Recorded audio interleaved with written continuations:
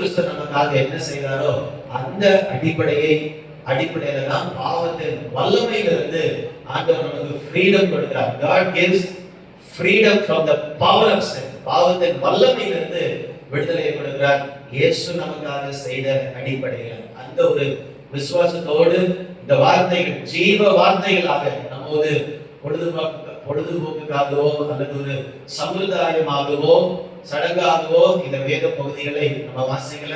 வேத பகுதிகளை வாசிக்கும் போது, விசுவாசத்தோடு வாசிக்கும் போது, பரிசுத்த ஆவியானவர் அன்றைக்கு இயேசுவோடு எழுந்த பிறகு சீஷர்களோடு பேசும்போது எப்படி அந்த வார்த்தைகளை விளக்கி சொன்னபோது அவருடைய இருதயம் கொழுந்து விட்டு எரிந்ததோ, இந்த வார்த்தை அவளுக்கு விடுதலை கொடுத்ததோ, ஒவ்வொரு ஞாயிற்றுக்கிழமையும் பப்ளிக்கா ஆண்டவருடைய வசனத்தை நம்ம வாசிக்க கேட்கும் போது அந்த ஒரு எஃபெக்ட், அந்த ஒரு தாக்கத்தை அந்த வார்த்தை நம்ம இருதயத்துல உண்டாக்க வேண்டும். அந்த விசுவாசத்துலதான் பொதுவாக வாசிக்கக்கூடிய வார்த்தைகளை நம்ம என்ன பண்ணணும், கேட்கணும். அப்பதான் ஆவியானவர் அந்த வார்த்தைகளை வல்லமையாக நம்ம இதயத்துல எடுத்து பண்ணுவார். அப்படியே விசுவாசத்தோடு நம்ம கவனிக்கலாமா? கர்த்தர் கிரியை செய்வாராக.